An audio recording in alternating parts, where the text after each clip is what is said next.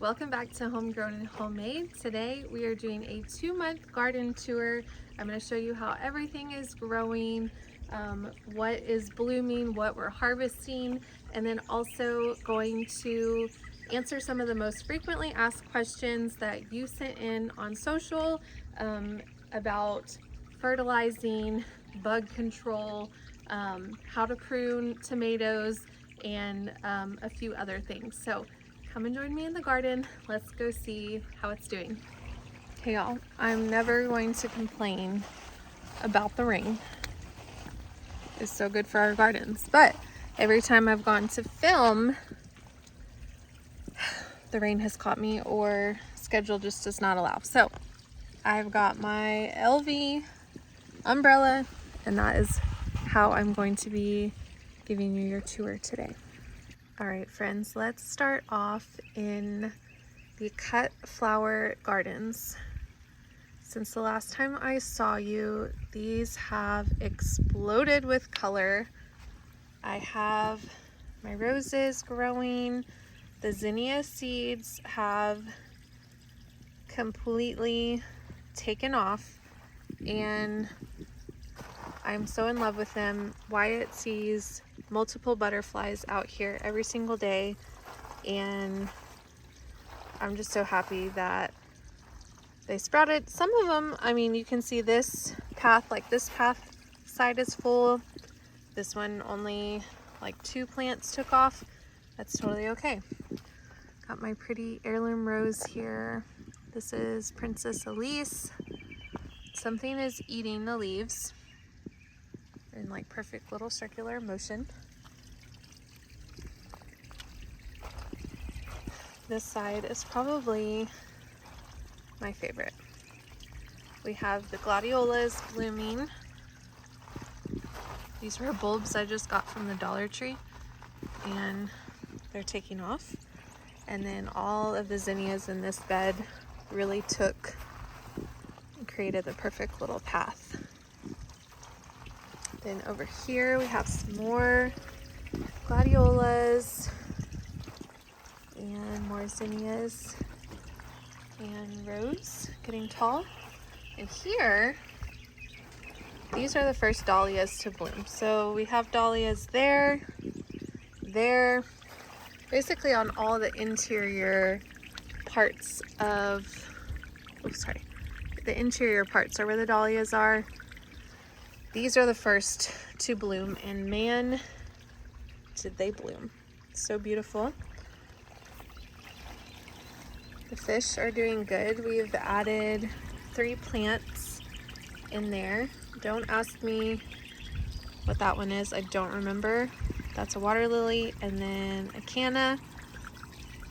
The fish are probably hiding. Look at this rose. Looking pretty.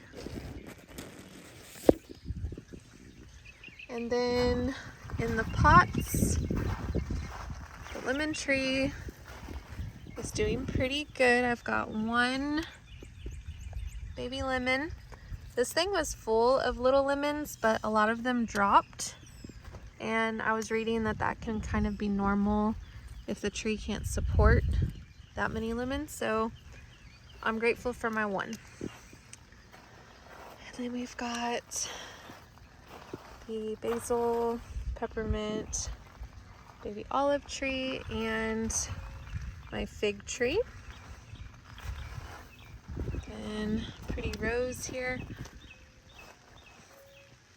And over this way is rosemary, aloe vera, and a lime tree. Now let's go through and see all of our veggies. Okay, so up first we have some beautiful basil, beautiful parsley, dill.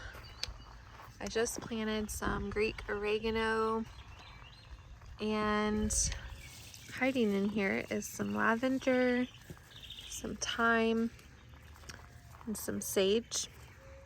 So I am going to I'm going to trim these way back and actually dry some of them to use. Look, we have a little spider here, and that's a good thing. Spiders will eat bugs, so I'm not worried about the spiders here. Asparagus is still growing. Next, we have some really pretty rainbow chard in here. I harvested some just recently. Eggplant is getting big. I have multiple rows. We have a couple rows of the colorful green beans, yellow and purple, and then another eggplant in there. This is one of my sun gold or sunburst tomatoes. Got some tomatoes there. This was one of my volunteers. Y'all, I still keep having volunteers pop up that I don't need here. Then over here, this was the bed that I just threw caution to the wind and threw a whole bunch of lettuce seeds, and we have some really pretty lettuces growing. Let me show you. We've got some arugula. We've got this like red here. This looks like some romaine type. This is more arugula that's grown really tall. And this is literally my favorite bed. I just come out here and trim what I want, and it just keeps growing. I love it. Also on this end, I planted some radishes and beets. The cucumbers are doing really well along the trellis. It's funny because I feel like they hide and then it's like, wow, there's a cucumber there. So there's one looking really good. This side has a bunch. Got this one. They're all ready to pick. Cheyenne, she has been waiting to pick the garden, but I wanted to film this video to show y'all what it looked like before I picked them. So she's antsy. Another pretty one. And a bunch of little babies growing. In this bed is all of the peppers. We're getting multiple peppers from the garden. Okra, I had to reseed some of them, so you can see like this was an original okra from 2 months ago. Those two big ones, and then I replanted all of these little ones.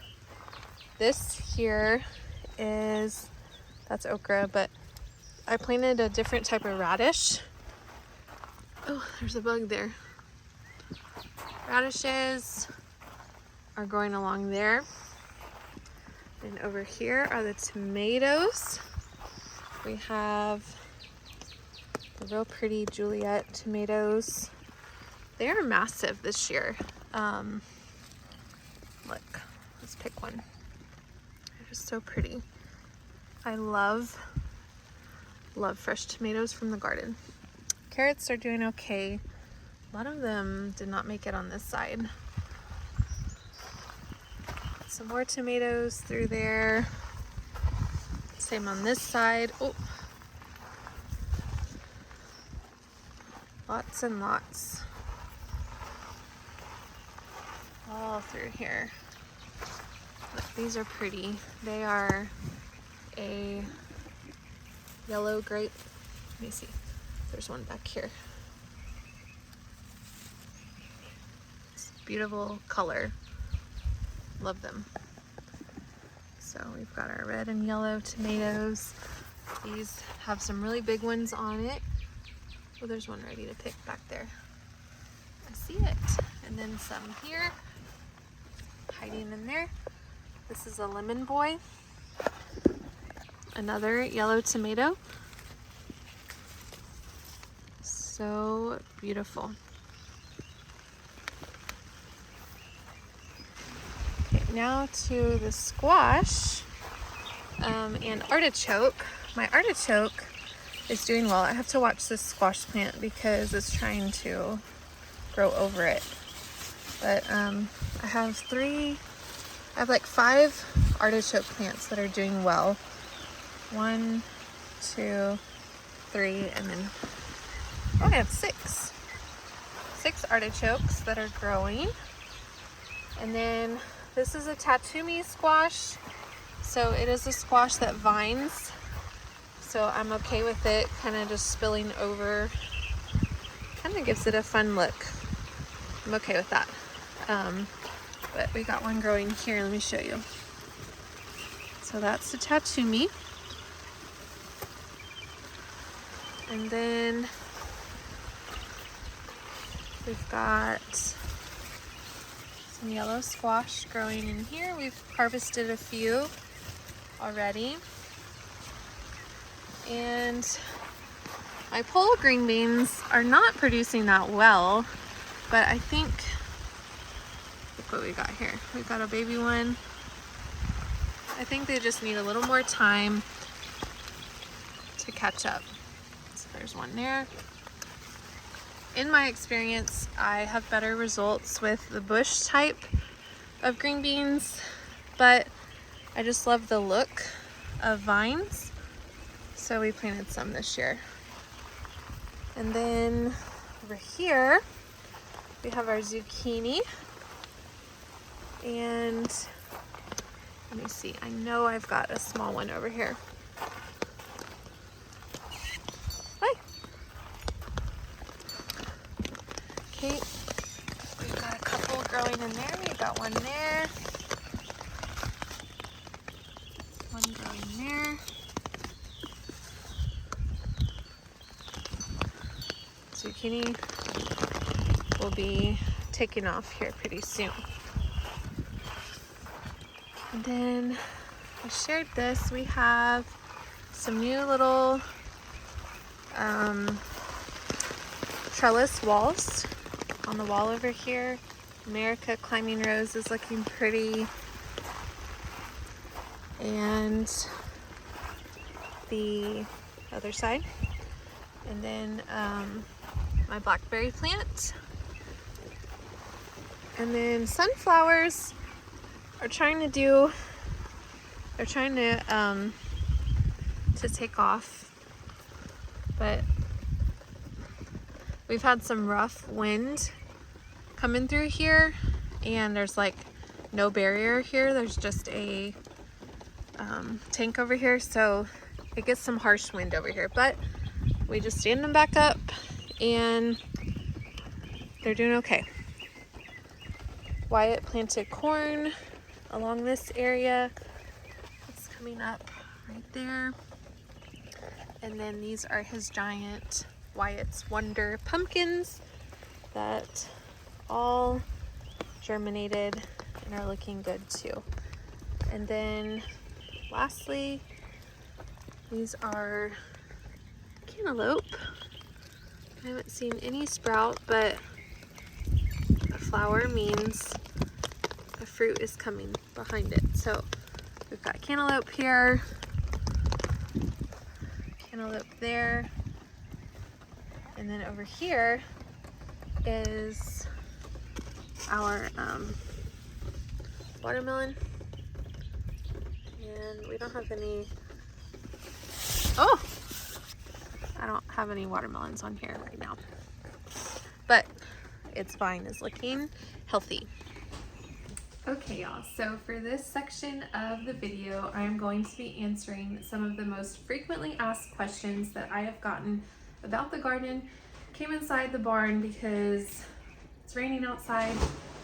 Hopefully these plastic sheets aren't making too much noise. So the first question that I get is, do you fertilize, and when should I be fertilizing? So the answer is yes, I do fertilize, and I have a specific schedule that I try to follow with my raised beds. Now, when planting, when preparing, if you've watched my last 2 videos about prepping your garden, planting your garden, and actually the next garden tour video, I think I have 3 up.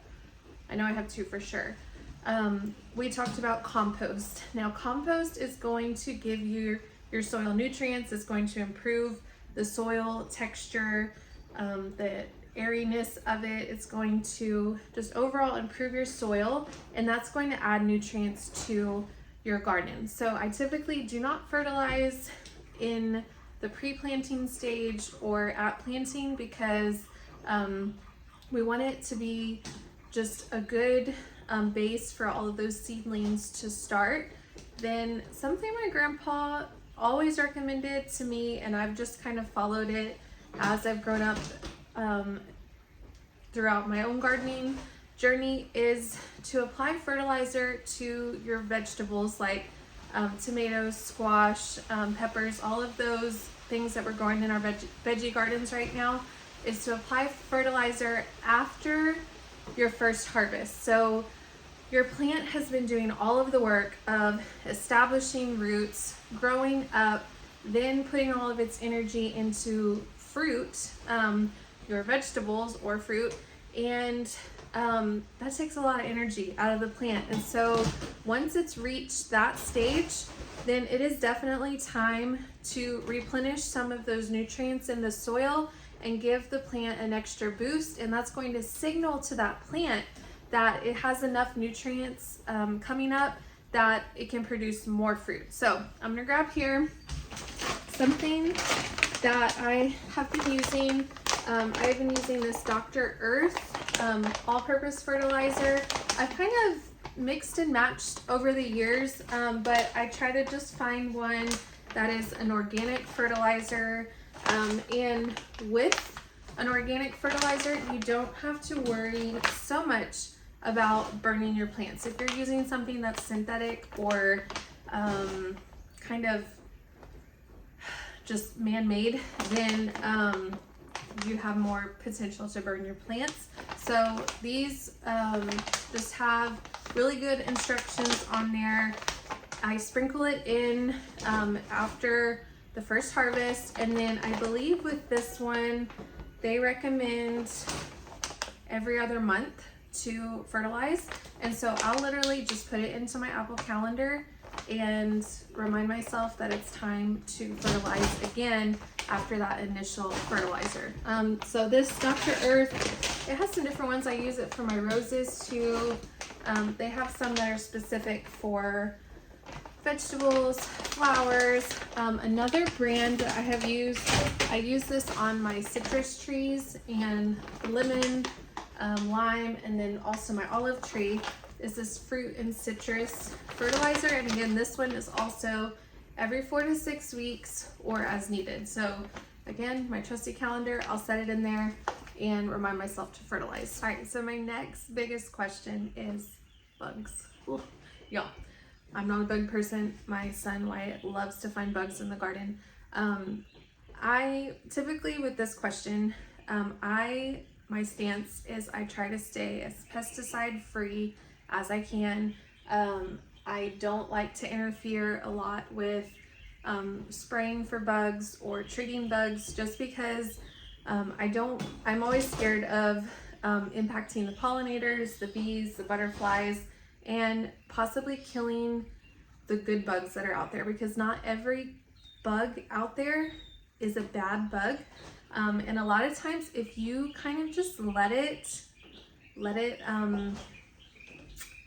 work itself out, the good bugs will come in and take care of the bad bugs. So some of the good things that you can find, there's certain wasps, spiders, ladybugs, beneficial nematodes. There's things that will be in your garden that will take care of the things like the caterpillars, aphids, mites, all of those things.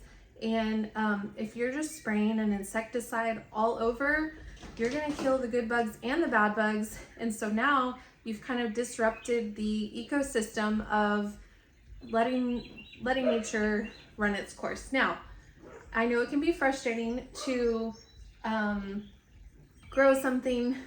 Like, one of the questions that came in is, why did my squash plant go limp? It's because a squash bug bored into the cane of your squash and killed it. And that is so frustrating, to work so hard, plant those seeds, water them every day, pull the weeds, only for a bug to come take out your entire crop. So one thing that I have been using recently, you can use neem oil. That is a natural spray that you can use. BT is another one for caterpillars. And then I've also been trying this brand here, the Captain Jack's Dead Bug Brew. It's supposed to help kill bagworms, borers, beetles, caterpillars, mites, thrips, and more. So I try to only spray this if I see a caterpillar or things of that nature. With the squash bugs, you can actually like look underneath the leaves and pick off the eggs off of there and physically remove and kill the bugs. So physical removal is always an option, and then using a spray as a last resort. There's also certain complementary plants that you can plant with your vegetables, like marigolds typically attract and take care of some of the bad bugs that would go after your tomatoes. So typically you could plant you know, your marigolds. Geraniums I know are one. I am not the best at, I'm learning all of that, so I would Google it, kind of say, you know, if you've seen a bug or a problem, then Google, how do I naturally, or what plants deter aphids or something like that. So that's an option as well. Okay, and then lastly, I caught the eye of a few of y'all with my tomato vines and how I pruned them, and quite a few of you sent me an inbox and said, wait, am I supposed to be pruning my tomatoes? So if you have an indeterminate type of tomato, that can typically grow out of hand. And there's this little image that I've looked up online. You could just type in how to prune indeterminate tomatoes, and it's going to show you which ones to prune to encourage more growth. Me, it got way out of hand out there, and so I just went in and cleaned up what was in the way, what seemed to not have fruit on it, so that the ones that did have fruit could have more energy into producing tomatoes and ripening them. So yes, you can prune your tomatoes. Don't be scared to do it. But again, if you're not pruning your tomatoes, it's totally fine too. So thank you so much again for joining me in the rain and watching this episode of Homegrown and Homemade. It is my joy to share my passion with you in my garden. I hope to inspire you to, if you even just start growing one plant, to take the time to cultivate your own food and enjoy the fruit of your own harvest. There's nothing, truly nothing like it. So thanks again, happy gardening and happy cooking.